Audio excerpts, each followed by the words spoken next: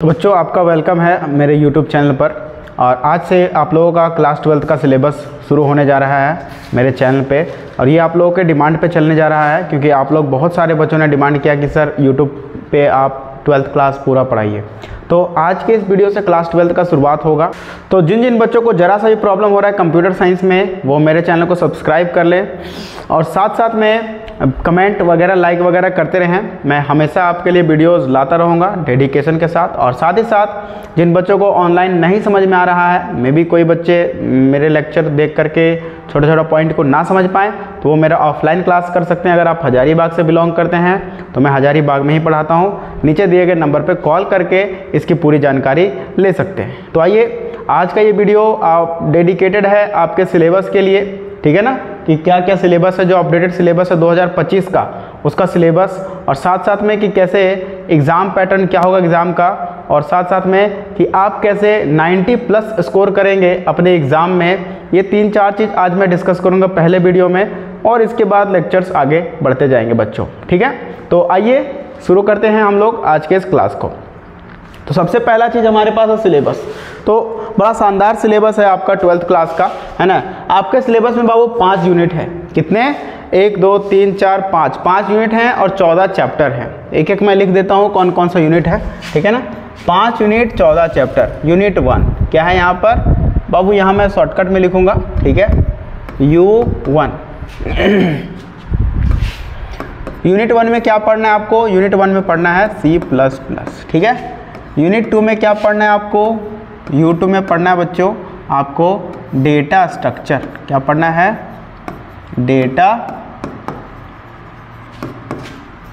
Data structure, ठीक है। Unit 3 में आपको पढ़ना है डेटाबेस।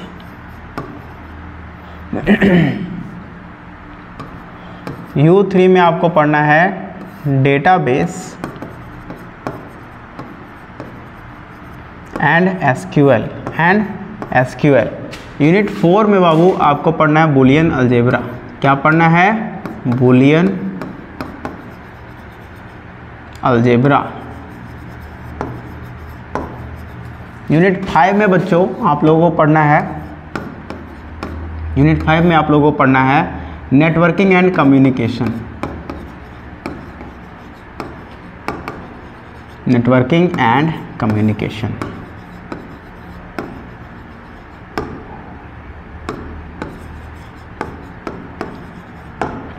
तो ये 5 यूनिट आप लोगों को क्लास 12th में पढ़ना है। बड़ा ही शानदार से यूनिट हैं।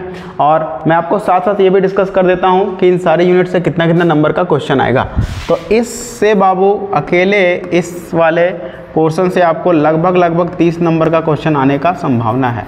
मार्कर थोड़ा मोटा चल रहा है तो इसको थोड़ा सा हम लोग पतला करेंगे, बहुत ज़्यादा नहीं, 1-2 पॉइंट पतला करेंगे। हाँ, ये सही है, ठीक है। 30 मार्क्स के आसपास इससे क्वेश्चन आएगा बाबू। इससे 18 से 20 मार्क्स के आसपास जो है आपका यूनिट 2 से क्वेश्चन आएगा। तो यहाँ आप ध्यान से देखिएगा तो आपका यूनिट 1 और यूनिट 2 दो ऐसे यूनिट है बाबू जिसमें मोस्ट ऑफ द क्वेश्चन आ रहा है और इम्पॉर्टेंट यूनिट बन रहा है आप लोगों के लिए। तो शुरुआत में आपका चैप्टर 1 और यूनिट 1 और यूनिट 2 बहुत ज़्यादा इंपॉर्टेंट है, वेरी इंपॉर्टेंट है। बाकी वो इधर का चैप्टर से बहुत कम वेटेज है बाबू। इससे 8 से 10 मार्क्स का क्वेश्चन आएगा। इससे भी वही हाल है, 8 से 10 मार्क्स। इससे भी वही हाल है, 8 से 10 मार्क्स का क्वेश्चन आएगा। तो ये दोनों चैप्टर को आपको बहुत ज़्यादा वेटेज देना और इसको ध्यान से पढ़ना, क्योंकि 30 मार्क्स का इससे वेटेज है, ठीक है। तो ये हो गया हमारा 5 यूनिट। अब इन 5 यूनिट में 5 यूनिट मिला करके बाबू 14 चैप्टर आप लोगों को पढ़ने हैं, ठीक है। वो चैप्टर कौन कौन से हैं मैं आपको तुरंत से 2 मिनट के अंदर डिस्कस कर देता हूँ, ठीक है। अगर इसमें चैप्टर 1 लें तो इसमें क्लास 11th का रिवीजन टूर हम लोग पढ़ेंगे। चैप्टर 1 क्या है? क्लास 11th रिवीजन टूर, ठीक है। चैप्टर 2 ले ले बाबू, तो दूसरा में OOP object oriented programming. Chapter 3 में आप लोगों को पढ़ना है बाबू फंक्शन ओवरलोडिंग। क्या पढ़ना है? Function overloading. तो यहाँ जगह थोड़ा कम बच रहा है, तो यही मैं 3 चैप्टर को मिटाऊंगा, फिर इसी पे लिखूंगा। तो आप लोग अगर सिलेबस को नोट कर रहे होंगे तो कृपया करके नोट करें। मैं इसको मिटाने जा रहा हूँ, वीडियो को पीछे करके देख लीजिएगा, ठीक है। चैप्टर 3 तक हो गया। अब आते हैं हम लोग चैप्टर 4। अब आ जाइए चैप्टर 4। चैप्टर 4 में इसमें आप लोगों को पढ़ना है क्लास एंड ऑब्जेक्ट। क्या पढ़ना है? Class and object. जितने भी बच्चे हैं नोट भी कर लीजिए सिलेबस को। चैप्टर 5 में आप लोगों को पढ़ने हैं बाबू कंस्ट्रक्टर एंड डिस्ट्रक्टर। क्या पढ़ना है? Constructor and destructor. चैप्टर 6 में आप लोगों को पढ़ना है, चैप्टर 6 में आप लोगों को पढ़ना है बाबू इनहेरिटेंस। क्या पढ़ना है?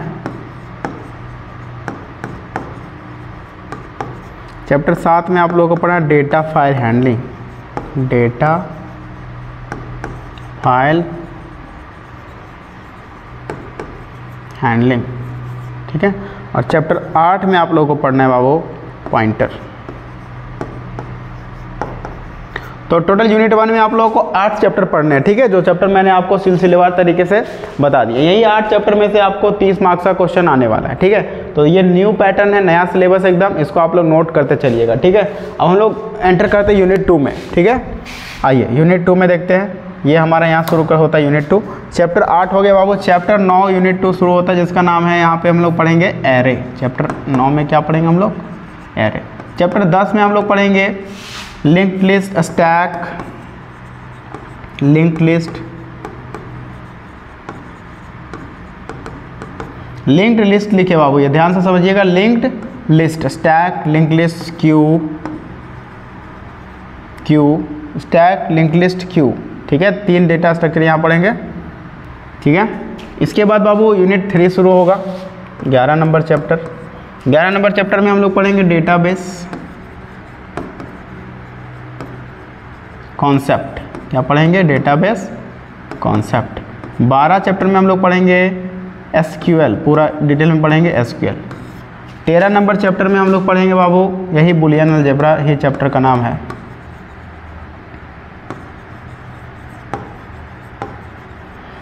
14 चैप्टर में हम लोग पढ़ेंगे यही, 14 चैप्टर में हम लोग यही चैप्टर का यही नाम है बाबू, नेटवर्किंग एंड कम्युनिकेशन, ठीक है। सेम, तो मैं चैप्टर का नाम नहीं लिख रहा हूँ, यहाँ रेफरेंस कर दिया, ठीक है। तो इतना सारा 14 चैप्टर हम लोगों को पढ़ना है क्लास 12 में। ये न्यू सिलेबस है, आप लोग लिख लीजिए। सारे बच्चे जो नहीं लिख पाए अभी तक वो वीडियो को पीछे कर लीजिए, ठीक है। और ध्यान से लिखिए, इंपॉर्टेंट है, क्योंकि किसी भी चीज़ को शुरू करने से पहले अगर हमारा टारगेट 90+ लाने का, तो हम लोगों को सिलेबस बहुत ही अच्छे तरीके से पता होना चाहिए। एक बार मैं हट जाता हूँ, आप लोग सिलेबस को अच्छे से नोट कर लीजिए।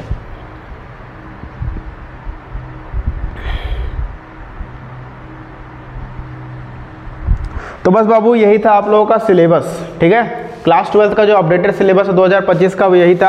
अब हम लोग आगे बढ़ेंगे और डिस्कस करेंगे एग्ज़ाम पैटर्न के ऊपर, क्योंकि शुरू में ही आपको पता होना चाहिए कि आपका जंग किस तरीके से होने वाला है। क्योंकि 12th बाबू ऐसे हल्के मत लीजिएगा आप लोग, जैसे 11th को ले लिए, ठीक है। इसको एक स्ट्रैटेजी के साथ चलना है, क्योंकि अगर स्ट्रैटेजी प्लान आप नहीं कीजिएगा क्लास 12th में तो आप कहीं ना कहीं पीछे रह जाइएगा, ठीक है। स्ट्रैटेजी के साथ चलना है, तो उस स्ट्रैटेजी को करने के लिए हम लोगों को यहाँ पर हर एक चीज़ों का पता होना बहुत ज़रूरी है, सिलेबस का पता होना बहुत ज़रूरी है। साथ ही साथ में हम लोगों को इसका एग्ज़ाम पैटर्न क्या है वो पता होना बहुत ज़रूरी है, और कैसे एग्ज़ाम पैटर्न को समझते हुए हम लोग कैसे सारे क्वेश्चंस का आंसर बनाएंगे और कैसे 90+ स्कोर करेंगे, इन सारे चीज़ों को अभी जस्ट समझेंगे। मैं उम्मीद करता हूँ आप लोग सिलेबस लिख लिए होंगे। अब हम लोग आगे बढ़ते हैं बाबू, ठीक है। सिलेबस के बाद हम लोग डिस्कस करेंगे आपके साथ एग्ज़ाम पैटर्न। क्या डिस्कस करेंगे?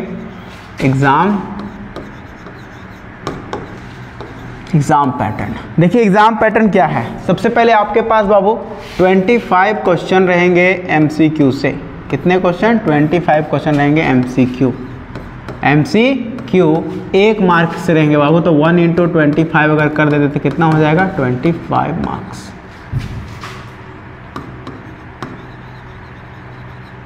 कितना हो गया? 25 मार्क्स, ठीक है। इसके बाद बाबू 25 क्वेश्चन नंबर के बाद आपके पास 9 क्वेश्चन रहेंगे बाबू। 9 में से आपको कितना बनाना रहेगा? 9 में से 7 बनाना रहेगा आपको। कितना रहेगा? 7। क्या हो रहा है? लाइट भी बंद चालू हो रहा है। अरे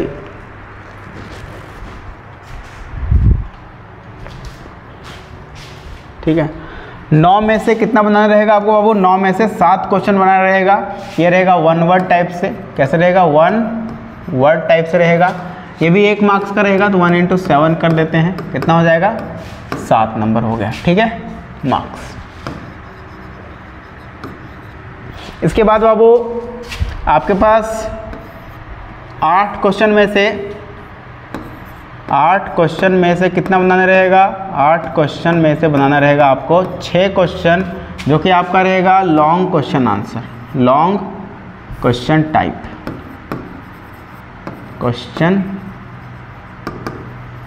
कैसा रहेगा? लॉन्ग क्वेश्चन टाइप, जो कि आपके पास 3 मार्क्स का रहेगा। ये 6 क्वेश्चन, जो कि हो जाएगा 6 × 18 मार्क्स। ठीक है, इसके बाद बाबू आगे बढ़ेंगे। आपके पास रहेगा 6 क्वेश्चन, जिसमें से आपको बनाना रहेगा 6 में से आपको बनाना रहेगा वो मात्र 4। ये रहेगा वेरी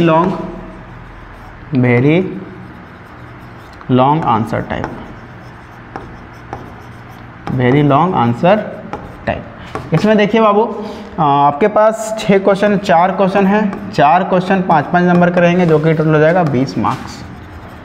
तो ये आपका एग्ज़ाम पैटर्न है। अगर जोड़ दे तो 25 और 7 32, 32 और 18 50, 50 और 20 70, टोटल आपका 70 मार्क्स का यहाँ हो गया थ्योरी से, प्लस 30 मार्क्स हो जाएगा आपका प्रैक्टिकल से। ठीक है, अब बाबू इसमें से आपको कितना कितना नंबर आप ला सकते हैं, ये मैं आपको एक अनुमानित तरीके से आपको मैं बता देता हूँ कि किस तरीके से आप इसमें स्कोर करेंगे। मान के चलते इसमें आपका एक आध ऑब्जेक्टिव गलत हो जाएगा, तो 23 मान के चलते इसमें आना तय है। इसमें एक आध मान के चलते तो 6, इसमें बाबू मान के चलिए 2 नंबर आपको कटता है, तो फिर भी 16 नंबर आ ही सकता है। इसमें देखें 20, तो 20 में से मान के चलते हैं अगर आपका इसमें 18 भी आ जाता है, कितना? 18 भी आ जाता है तो काफ़ी है बाबू, है ना? 18 नंबर भी आ जाता है। तो देखिए जोड़ देते हैं कितना नंबर हुआ। 23 और 6 3 कितना हो जाएगा? 29, 29 और 16 कितना हो जाएगा? 6 9 45, 45 और 18 कितना होगा? 8 5 63 नंबर, कितना होगा बाबू? 63 मार्क्स। बस बाबू आपको थ्योरी में अगर 63 मार्क्स भी आ जाता है और प्रैक्टिकल में 29 तो मिलना तय है। ठीक है ना? कितना हो जाएगा? 9 3 12, यानी टोटल हो गया बाबू 92 मार्क्स। कितना हो गया? 92, 92 मार्क्स, 92 मार्क्स। ठीक है, तो इस थ्योरी को फॉलो करते हुए, इस स्ट्रैटेजी को फॉलो करते हुए बाबू आप आराम से 92 मार्क्स ला सकते हैं, बहुत ही आराम से ला सकते हैं। 92 मार्क्स ला सकता है कि नहीं ला सकता है? अरे बिल्कुल ला सकता है। ठीक है, तो बस यही आपका एग्ज़ाम पैटर्न एक बार देख लीजिए, स्क्रीनशॉट वोट मारना है तो मार लीजिए। और वो आपका टारगेट है 92 मार्क्स अचीव करना है, 93, 94, 95, इससे ऊपर जाने, इससे कम नहीं जाना। ठीक है, मैं आपको यूट्यूब पे भी या ऑफलाइन क्लास जहाँ भी आप पढ़िएगा इसी लेवल में पढ़ाऊँगा कि आप 90+। देखिए कंप्यूटर साइंस में बहुत आसान सब्जेक्ट है, ये फिजिक्स नहीं है, मैथ नहीं है कि थोड़ा सा टफ है, बहुत आसान, सीधा रास्ता में जाना है, कोई न्यूमेरिकल नहीं, कोई ज़्यादा इधर उधर का बात नहीं, सीधा रास्ता है बाबू, सीधा रास्ता पर आपको चलते जाना है ना? बस थोड़ा सा पढ़ना पड़ेगा, बहुत ज़्यादा नहीं, थोड़ा सा होता है ना कि फोकस लगाना पड़ेगा, कंप्यूटर साइंस है ऐसा करके। ठीक है, तो ये आप लोगों का क्या था? ये था आप लोगों का एग्ज़ाम पैटर्न। अब हम लोग आगे बढ़ते हैं और डिस्कस करेंगे कि आपका एग्ज़ाम पैटर्न डिस्कस हो गया और 90+ कैसे मार्क्स लाएं ये भी डिस्कस हो गया। अब हम लोग थोड़ा सा स्टार्ट करते हैं बाबू चैप्टर 1, और उसमें थोड़ा बेसिक चीज़ कुछ हम लोग पढ़ लेते हैं। ठीक है, चलिए मिटा देते हैं इसको।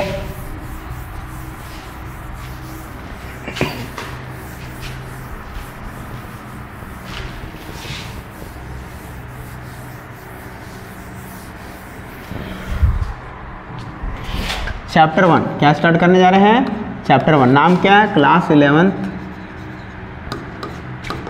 Revision tour. Class 11th revision tour, ध्यान से देखिएगा। इसमें सबसे पहला बाबू इसमें हम लोग पढ़ रहे हैं C++। क्लास 11th में हम लोग क्या पढ़े हैं? C++ पढ़े, बस वहीं से स्टार्ट होगा। क्या पढ़ेंगे हम लोग? C++। सबसे सवाल यहाँ बनेगा व्हाट इज C++।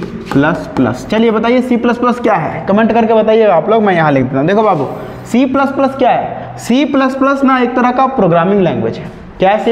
एक तरह का प्रोग्रामिंग लैंग्वेज है। अब ये प्रोग्रामिंग लैंग्वेज क्या होता है सर? तो बाबू प्रोग्रामिंग लैंग्वेज एक ऐसा लैंग्वेज होता है जिससे हम लोग ना सॉफ्टवेयर वगैरह डेवलप करते हैं। वेबसाइट वगैरह डेवलप करते हैं, तो प्रोग्रामिंग लैंग्वेज का इस्तेमाल करके ही करते हैं हम लोग सॉफ्टवेयर वेबसाइट को डेवलप। तो C++ वैसा ही लैंग्वेज है, तो उसको लिख देते हैं यहाँ पर। C++ is a high level है बाबू, और ये हाई लेवल है, अभी बताएंगे हाई लेवल लो लेवल क्या होता है।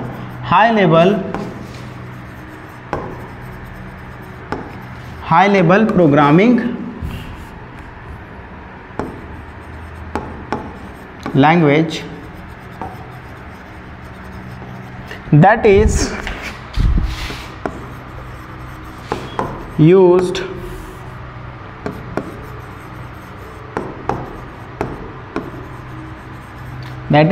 to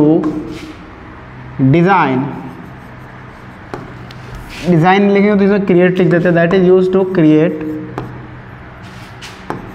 softwares. क्या बनाते हैं इससे हम लोग बाबू? सॉफ्टवेयर्स बनाते हैं। क्या है?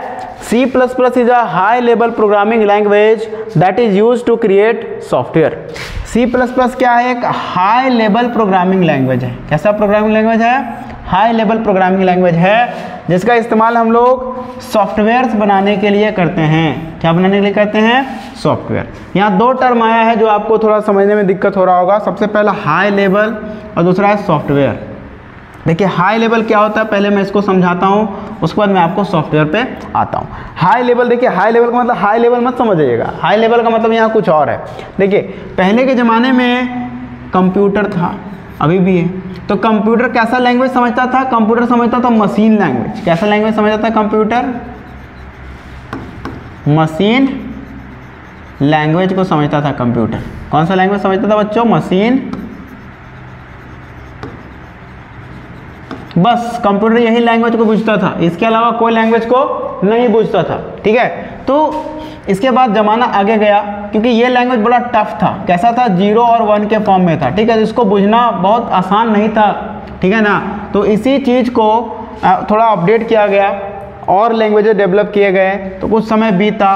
उसके बाद बाबू लैंग्वेज डेवलप किया C++, सी, पाइथन, तो ये सब लैंग्वेज जो बाद में डेवलप हुआ, इन लोग को बोला गया हाई लेवल, और जो पुराना वाला लैंग्वेज था उसको बोला गया लो लेवल। तो पुराना वाला जो मशीन लैंग्वेज था उसको लो लेवल, और जो बाद में हाई लेवल का लैंग्वेज आया C++, पाइथन, इन लोग को बोला गया हाई लेवल लैंग्वेज। ठीक है, तो इसी को बोलते हैं बाबू हाई लेवल लैंग्वेज, जो बाद में आया। तो उसी तरीके C++ भी क्या एक हाई लेवल लैंग्वेज है। अब मैं उम्मीद करता हूँ बाबू आपको हाई लेवल लैंग्वेज क्या होता है इसका कॉन्सेप्ट क्लियर हो गया होगा। सॉफ्टवेयर क्या होता है बाबू? सॉफ्टवेयर के बारे में थोड़ा सा डिस्कस करते हैं। सॉफ्टवेयर समझिएगा, सॉफ्टवेयर आप लोग फेसबुक यूज़ करते हैं, एक तरह का बाबू एप्लीकेशन है, सॉफ्टवेयर है, उसको प्रोग्रामिंग का इस्तेमाल करके बनाया गया है। आप लोग इंस्टाग्राम यूज़ करते हैं, वो भी यही चीज़ है। आप लोग स्नैपचैट यूज़ करते हैं, स्नैपचैट यूज़ करता है ना, हाँ, वो भी सॉफ्टवेयर ही एक तरह का एप्लीकेशन। मोबाइल में जितना तरह का एप्लीकेशन यूज़ करता है सब क्या है? सब सॉफ्टवेयर है। उसके बाद लैपटॉप में जितना तरह का यूज़ करता है सॉफ्टवेयर एप्लीकेशन, सब क्या है? सब सॉफ्टवेयर है। सब कैसे बना है? प्रोग्रामिंग से बना है, कुछ C++ से बना है, कुछ पाइथनों से बना है, कुछ जावास्क्रिप्ट से बना है, एक से एक प्रोग्रामिंग लैंग्वेज वहाँ यूज़ करके बनाया गया। तो C++ भी क्या है? हाई लेवल प्रोग्रामिंग लैंग्वेज है, जिसका इस्तेमाल हम लोग क्यों करते हैं? सॉफ्टवेयर्स बनाने के लिए। अब बाबू मैं उम्मीद करता हूँ आपको ये चीज़ बहुत ही फैंटास्टिक तरीके से क्लियर हो चुका होगा। ठीक है, अब देखिए तो किस किस तरह का हम लोग सॉफ्टवेयर बना सकते हैं, उसका मैं यहाँ थोड़ा एग्जांपल दे देता हूँ। सॉफ्टवेयर्स किस किस तरह का हम लोग बना सकते हैं। पहला सॉफ्टवेयर देखिए बाबू, मतलब जितना भी कंप्यूटर का सॉफ्टवेयर चलता है, जैसे कि वर्ड हो गया, एक्सेल हो गया, ये सब जो सॉफ्टवेयर बना है ना बाबू, उसमें C++ का इस्तेमाल हुआ है। ठीक है ना। इसके बाद आपका ऑपरेटिंग सिस्टम, ऑपरेटिंग सिस्टम मतलब जो पूरे सिस्टम को ऑपरेट करता है, ऑपरेटिंग सिस्टम जो बना है वो कैसे बना है? वो बना हुआ है बाबू आपका C++ का इस्तेमाल करके बना है। क्लियर है मेरा बात? चलिए अब देखिए बाबू, हम लोग C++ का इंट्रोडक्शन देख चुके हैं, थोड़ा सा समझ चुके हैं। अब आइए हम लोग चलते हैं इसके इतिहास के बारे में बात करते हैं। इतिहास, ये C++ कहाँ से आया, कौन लेकर के आया इसको इस दुनिया में, क्यों लाया गया और इससे क्या क्या चेंजेस आया दुनिया में। आइए इस 4-5 सवाल का जवाब ढूंढते हैं। आप लोग जुड़े रहिए मेरे साथ। अगर आपको वीडियो अच्छा लग रहा है तो आप वीडियो को लाइक कीजिए, चैनल को सब्सक्राइब कीजिए और अपने दोस्तों के साथ ताबड़तोड़ तरीके से शेयर कीजिए, फैला दीजिए इस वीडियो को, क्योंकि बहुत मेहनत लग रहा है इस वीडियो को बनाने में। ठीक है, और बाकी बात आइए मैं आगे फिर से आपको बताता हूँ कि history of C plus plus. ठीक है, एक और मैं नोट ऐड कर लेता हूँ, टॉपिक डालता हूँ history of C plus plus. C plus plus का इतिहास क्या है बाबू? इतिहास देखिए बाबू, इसको समझिएगा, बड़ा ही गहराई से समझिएगा, यहाँ से आपका जो दिमाग खुलना शुरू हो जाएगा। तो जब बाबू सी प्लस प्लस भी नहीं था, उसके पहले क्या था? उसके पहले लैंग्वेज चलता था बाबू सी लैंग्वेज चलता था बाबू। जब सी प्लस प्लस नहीं था, कौन सा लैंग्वेज चलता था? सी कब आया था? 1970 में आया था बाबू सी लैंग्वेज। इसको कौन डेवलप किया था? Dennis Ritchie. कौन डेवलप किया था इसको? DANISH, Dennis CHIE। इसको कौन डेवलप किया था बाबू? डेनिस रिची सबसे पहला सी लैंग्वेज को लेकर के आया। इसके 10 साल बाद बाबू आया सी प्लस प्लस। 10 साल बाद 1980 में आया क्या? C plus plus. इसको कौन लेकर के आया? इसको लेकर के आया बाजार ने स्ट्रॉप। इसको कौन लेकर के आया बाबू? बाजार ने स्ट्रॉप। कब लेकर के आया सी प्लस प्लस को? 1980 में लेकर के आया। इसको कंफ्यूज नहीं होइएगा, सी और सी प्लस प्लस में। सी लैंग्वेज 1970 में आया, कौन लेकर के आया? Dennis Ritchie. और सी प्लस प्लस को 1980 में लेकर के आया कौन? बाजार ने स्ट्रॉप डेवलप किया सी प्लस प्लस लैंग्वेज को। अब जरा सोचिए कि ये सी में क्या कर दिया गया कि ये सी प्लस प्लस बन गया होगा?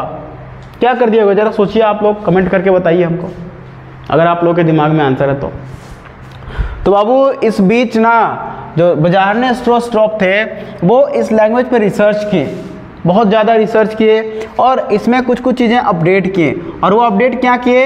इसमें सी प्लस प्लस में ऑब्जेक्ट ओरिएंटेड प्रोग्रामिंग का कॉन्सेप्ट लेकर के आए। क्या लेकर के आए? Object oriented programming.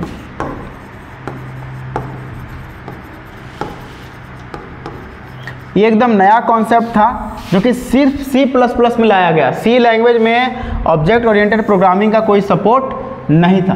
बस यही लैंग्वेज, यही चीज़ सी में अपडेट कर दिया गया, ऑब्जेक्ट ओरिएंटेड प्रोग्रामिंग, और इसका नया नाम दे दिया गया बाबू सी प्लस प्लस।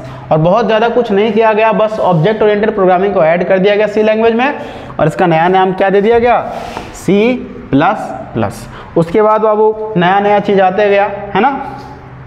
तो मैं उम्मीद करता हूँ आपको जो ये मैंने इतिहास बताया है history of C plus plus वो बुझ गए होगे, समझ गए होगे। ठीक है, अब आइए मैं छोटा सा एक और क्वेश्चन डिस्कस कर देता हूँ आपके साथ, जो कि एग्जाम में अक्सर कभी कभार पूछ देता है 1 नंबर में। तो उससे रिलेटेड है कि what is the difference between C and C plus plus. What is the difference between C and C plus plus. ठीक है, तो difference between what is the, question है बाबू, what is the difference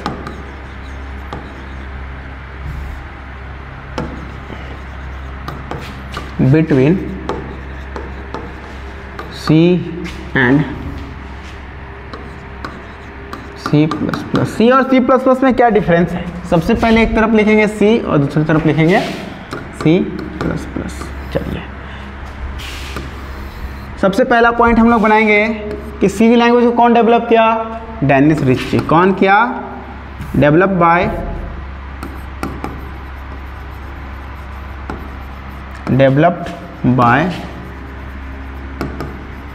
Dennis Ritchie. इसको कौन develop किया है? दूसरा में डेवलप्ड बाय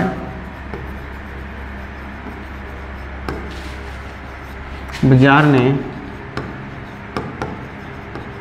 स्ट्रॉप। कौन डेवलप किया इसको? बाजार ने स्ट्रॉप। दूसरा बाबू, it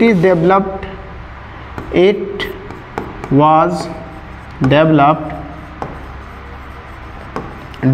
in, ये कब डेवलप किया गया था? 1970। कब किया गया था बाबू? 1970 में। And it was developed in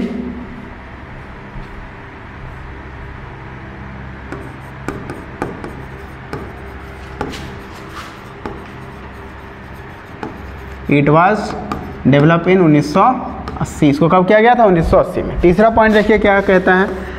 it support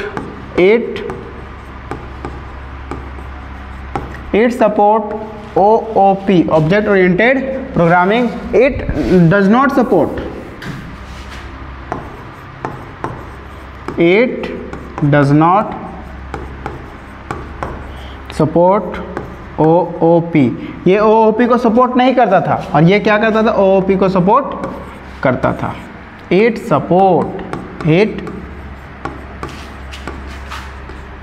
supports OOP। ये क्या करता था बाबू, OOP यानी ऑब्जेक्ट ओरिएंटेड प्रोग्रामिंग को सपोर्ट करता था और ये सपोर्ट नहीं करता था।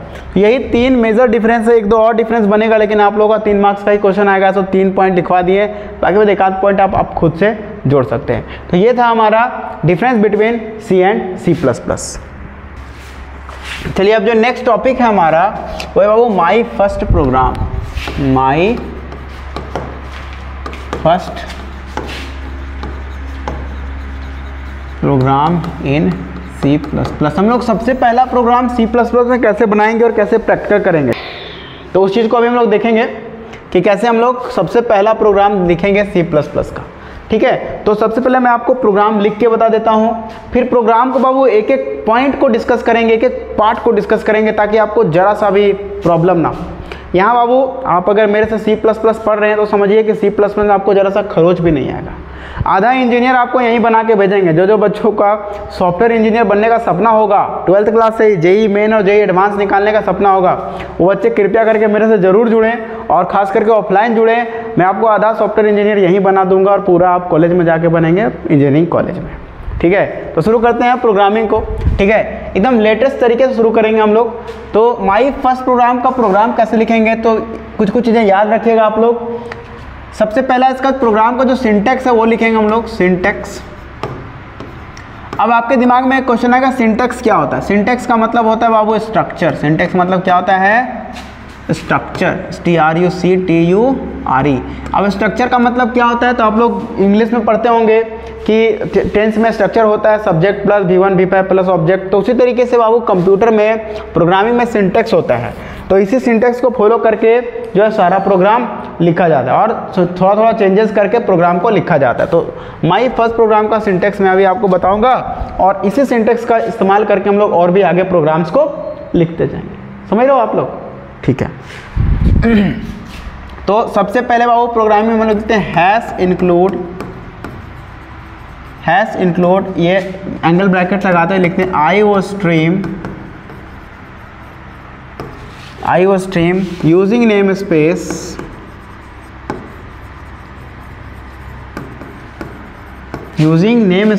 std। क्या होगा बाबू, std। ठीक है, int main, उसके बाद क्या होगा int main, ये ब्रैकेट को ओपन क्लोज करेंगे और करली ब्रेसेस को ओपन करेंगे। अब यहाँ पर लिखेंगे cout,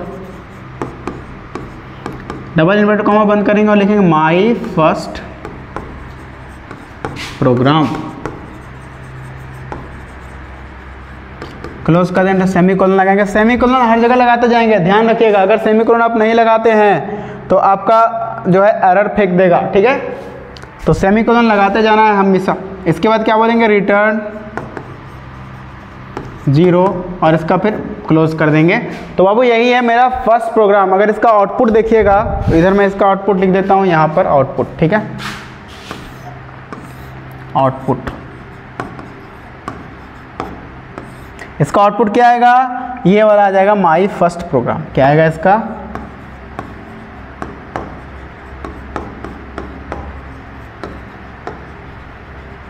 अब ये देखिए, इसको मैं थोड़ा ऑपरेशन करता हूँ। ये जो प्रोग्राम है इसको और ब्रेक डाउन करता हूँ। ठीक है ना, सबसे पहले स्टार्ट करते हैं यहाँ से। हैश इंक्लूड IO स्ट्रीम क्या होता है, तो इसको हम लोग बोलते हैं हेडर फाइल। क्या बोलते हैं इसको हम लोग, हेडर फाइल। हेडर फाइल इसलिए बोलते हैं क्योंकि ये प्रोग्राम के हेड में होता है, इसलिए इसको बोलते हैं हेडर फाइल। इसके बाद ये IO स्ट्रीम को थोड़ा ऑपरेशन करते हैं। IO स्ट्रीम का मतलब क्या होता है बाबू, IO स्ट्रीम का मतलब होता है इनपुट आउटपुट स्ट्रीम। क्या क्या होता है, इनपुट, I का मतलब इनपुट, O का मतलब आउटपुट और स्ट्रीम का मतलब होता है धारा। यानी कि इनपुट को और आउटपुट को एक धारा से जोड़ता है IO स्ट्रीम। अगर ये हम IO स्ट्रीम नहीं लिखेंगे प्रोग्राम में बाबू, तो ये जो आउटपुट आता है प्रोग्रामिंग का हम लोग का जो रिजल्ट निकलता है वो नहीं निकलेगा। तो ध्यान रखिएगा, IO स्ट्रीम लिखना सख्त ज़रूरत है। इनपुट आउटपुट निकालने के लिए प्रोग्रामिंग से। अगर हम IO स्ट्रीम नहीं लिखते हैं तो ना ही इनपुट ले पाएंगे और ना ही आउटपुट दे पाएंगे प्रोग्रामिंग में, ठीक है।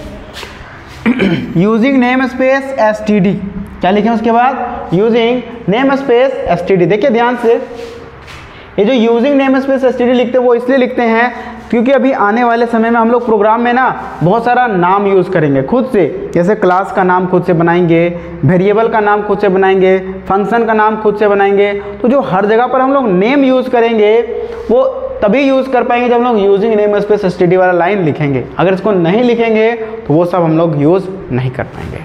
क्लियर होगा आपको। नेक्स्ट है बाबू इंट मेन। इंट मेन को हम लोग बोलते हैं फंक्शन। क्या बोलते हैं इसको हम लोग, फंक्शन। मेन फंक्शन होता है एक्चुअली, ये मेन फंक्शन बोले तो ये और सोफिस्टिकेटेड लगेगा सुनने में, ठीक है। ये है मेन फंक्शन। अब सबसे पहले मैं थोड़ा सा आपको फंक्शन के बारे में बताता हूँ। फंक्शन का मतलब होता है, अगर मैं बोलूँ कि ये आपका पंखा काम कर रहा है, ये आपका जो है टीवी काम कर रहा है, तो यानी कि आप बोलेंगे कि नहीं सर फंक्शन नहीं कर रहा है, यानी कि फंक्शन का मतलब होता है काम। अगर कोई काम नहीं करता तो उसको बोलते हैं फंक्शन नहीं कर रहा। सीधा रिलेट कीजिए फंक्शन को काम से, ठीक है। तो फंक्शन क्या होता है, यहाँ पर फंक्शन होता है बाबू एक, देखिए ये लगता है ना करली ब्रेसेट्स, ठीक है। इसके अंदर फंक्शन का कोड लिखते हैं हम लोग, और ये फंक्शन के अंदर जो लिखते हैं, जो काम को इसको असाइन करते हैं, उस काम को करके ये हमको देता है। तो फंक्शन क्या है, function is a block of code. Function एक तरह क्या होता है, ब्लॉक ऑफ कोड। ये जो है ना डबल इन्वर्टेड, ये वाला जो है ना आपका करली ब्रैकेट, ये आपका है ब्लॉक, ठीक है। करली ब्रैकेट को क्या बोलते हैं हम लोग, ब्लॉक। और इस ब्लॉक के अंदर जो भी कोड है बाबू, जो भी काम दिया गया है उसको फंक्शन करता है। तो function is a block of code, ये आसानी से बोलेंगे ब्लॉक ऑफ कोड है जो किसी टास्क को, स्पेसिफिक टास्क को करता है जो इसको दिया जाएगा। यानी फंक्शन के अंदर जो भी टास्क दिया जाएगा उसको ये करेगा, इसको बोलते हैं हम लोग फंक्शन। तो आपको फंक्शन भी क्लियर हो गया होगा।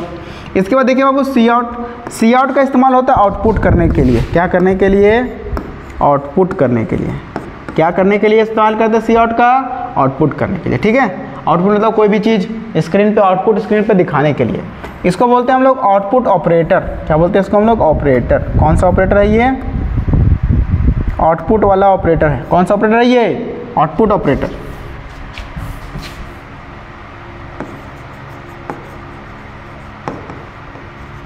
आउटपुट ऑपरेटर है सी आउट। सी आउट नहीं, ये जो है ना ये डबल एंगल ब्रैकेट, वो ये है बाबू आपका स्ट्रिंग। ये क्या है आपका, स्ट्रिंग।